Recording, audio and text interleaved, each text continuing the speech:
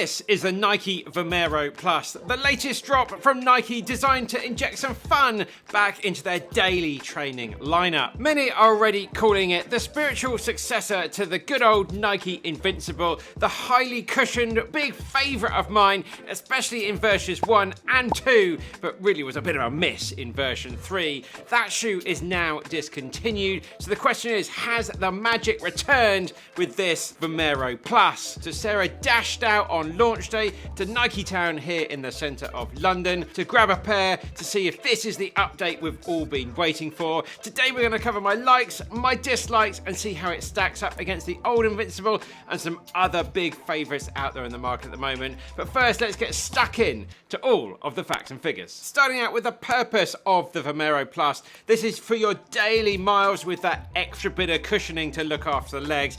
Easy runs, recovery runs, long runs, generally at some slower, more relaxed paces. Price-wise, this shoe sent me back £155. And as I just said, I bought this shoe 100% with my money to give it a completely honest, impartial, unsponsored, everything review from the Nike store here in the centre of London. Stack height, we're looking at an absolutely massive 45mm stack at the back of the shoe. It actually looks a little bit more than that, but your feet actually sit a little bit lower in the shoe. The sidewalls just sort of wrap around your feet. Drop-wise, we're talking a 10mm drop overall. Weight-wise, 359 grams. For me, in my UK size 12, and a little bit lighter than the standard Vomero as well. The upper, we've got some engineered mesh, sort of a couple of layers it's got going on here. Midsole-wise, we've got this full length of Zoom X foam, and there's no plate in this shoe. We've got a full coverage of this waffle outsole, really helping to stabilize that big chunk of Zoom X foam here by holding it all together. A lot more covering on the bottom of the shoe versus the standard Vomero. There are different widths available depending on where you live in the world. We don't have that here in the UK, but in America you do. The colours wise, there's so many colours at launch. Some people are going to love that all black colourway. If you're someone that works in retail, you need to look a little bit smarter. I particularly love this peach colour, which I think goes really nicely with our all new tie-dye tee. You can pick that up from benparks.com and help support us here on the channel. Feel free to use code YouTube10 to get yourself a really nice snazzy new running top. Sizing wise, I got my usual size 12, which was fine. I could have gone half a size down because there's a lot of volume up in the forefoot. Right, let's get stuck in with all of my likes. The first one being is, off the bat, it's a good all-round daily shoe, and it's got some pace to it as well. Very similar feeling to Invincible 1 and Invincible 2. For a lot of people, that's going to put a big smile on their faces. Really good for those easy runs, recovery runs, but you can pick up the pace and use this from long runs at some steady paces as well. Given just how responsive that Zoom X foam is, you could definitely have a race or two in this one. Now, don't get me wrong, something like the Zoom Fly 6 is definitely going to be faster, but if you want that sort of maximum cushioning option to look after your legs for over the course of a long run, then this is the only one to look for. So the Zoom Fly 6 is a bit uncomfortable at those slower paces, for example. The pace range with this one is really quite good, right from recovery right up to that sort of marathon effort. My second like with this shoe is the comfort that is on offer here right out the box as well. This was just an absolute joy to run in. Now, so many people did suffer with the Invincible version 3 and the awful heel slip, me included. You'll be pleased to know that has completely gone, for me anyway, in this shoe. No heel slip whatsoever. The heel counter at the back of the shoe just vastly improved. No slipping, no blisters, no hot spots, no irritation at all. Lovely padded tongue as well. Really thick tongue here to lock down that foot. There's no gusset to it, but it just holds the foot really quite nicely and doesn't move around. And I say, just really good straight out the box. My third like with the shoe is this new and improved upper compared to the standard Vomero. Breathability all good through here. Good width up at the front of the shoe, even on the standard version here, which is all I can get in the UK. So unless you've got some serious wide feet, you really don't need to be going for that wider option. There's a nice addition with this toe bumper at the front of the shoe, just to give the shoe a little bit more strength, and will no doubt help with that lifespan of the shoe as well. The fourth like with this shoe is just how smooth it is over the ground. Great for all different types of strikers, heel strikers, midfoot strikers, forefoot strikers, this shoe is going to have you covered. Really nice transition through that foot strike. It's not a rockered ride. It really does have the geometry of a classic daily shoe with a lot of foam in here, so it's very bouncy and responsive. And then moving on to my fifth and final like. If you were that person looking for the Invincible 1 or 2 replacement,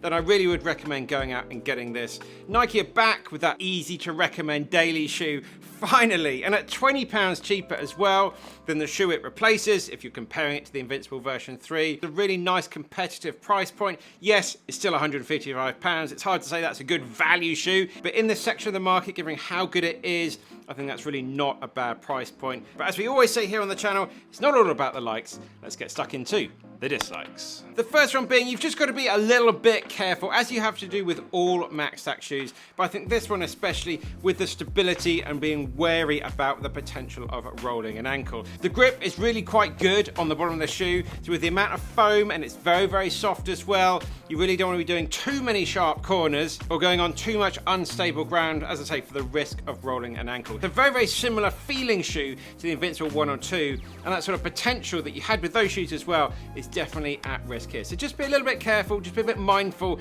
You've got 45mm of foam underneath your shoe.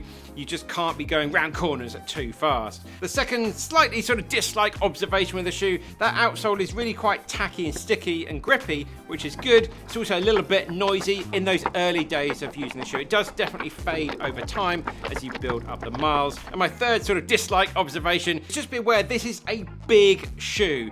It doesn't feel massive like some of the shoes do out there, but compared to something like a Superblast, which you don't really notice how big, even though the stack height is the same, you don't notice how big it is as you're running. With this one, you definitely notice there's a big amount of volume on the end of your leg, but not everybody likes that massive bulky shoe feeling. You do get a little bit with the Vomero Plus. Right, let's compare this shoe with some other options out there, starting out with the Invincible version 3. The Vomero Plus is £20 cheaper, so a big tick there, and that's comparing it to a shoe from 4 years ago when that shoe came out in 2021. With the Vomero Plus, you've got 4mm of extra stack height. It almost does definitely feel like a lot more than that. This is a much chunkier shoe without a doubt. I particularly loved Invincible version 1 and version 2, and the ride and the feel of this one definitely feels very, very similar to how those shoes felt. This one probably feels a little bit more stable. The tacky sort of grip on the bottom of the shoe just holds the foam together a little bit better. But in the same way I did plenty of races in the Invincible version 1 and version 2, you could definitely have a race in this one. Pick up the pace and have some fun. It's not too heavy, but a very, very similar ride. The heel slip issues that we had in version 3 are all gone. The heel counter at the back of the shoe, much, much improved. Comparing it to the standard Vomero 18, they've got exactly the same stack height and drop. The main difference is we now have a full length midsole of ZoomX foam rather than the half and half we saw in the Vomero 18, where half of it was ZoomX and half of it was a much more durable and slightly firmer React X. Because Nike have taken out that React X foam, they've really improved the grip on the bottom of the shoe to help improve that stability. If it was just ZoomX, it would feel very, very unstable. So much better grip on the bottom of the shoe.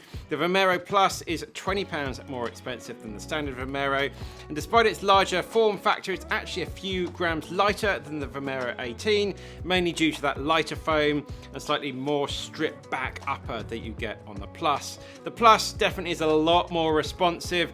It still has a lot more cushioning and it's a lot softer as well. It just feels a lot more versatile. It's got more of a pace range than the standard Vomero. It's a much better all-round package in my opinion, and if you can afford it, that £20 extra really does go a long way, and I'd really highly recommend people go for the Plus over the standard Vomero. It's just much more fun, much more bouncy. It's just going to bring a little bit more of a smile to your face. And then finally comparing it to the good old Superblast version 2. The Superblast is around £45 more expensive, so a big chunk of extra cash there, but significantly about 70 grams lighter, and boy do you notice that lightness when you go out running in the Superblast 2. Stack height is exactly the same. The Superblast is much firmer and much stiffer as well, so it feels for me a lot happier cruising cruising along at those faster paces, so marathon pace, half marathon pace, due to that significant weight decrease. The Vomero Plus definitely seems to be a lot happier at those slightly more chilled paces. At that easy pace, it's a lot softer, it's got a much more cushion ride to look after your legs. For me, the Superblast is still king, but if you want that softer, more cushion ride, then the Vomero is going to be more suited for you. So do I recommend you go out and buy this shoe? Well, I've no doubt this will sell well and a lot of people will be very happy running it. It really makes running fun, it makes it engaging, and it brings a smile to your face. Personally, I think the amount of stack they've put in the shoe is just a little bit too much given the softness of the foam. Maybe I'd have preferred it a little bit more if it had around 37, 38, very similar to the outgoing Invincible models. But I've got absolutely no hesitation in recommending it as a solid daily shoe, racking up those easy miles. Next up, check out the video of the Vomero 18, the standard Vomero, which you can check up here. And soon we're going to have the review of the Vomero Premium as well, which has got an extra 10mm stack height on this 55mm stack height. That's absolutely crazy. So get subscribed for that. Keep working hard, keep working done. See you very soon in the next one.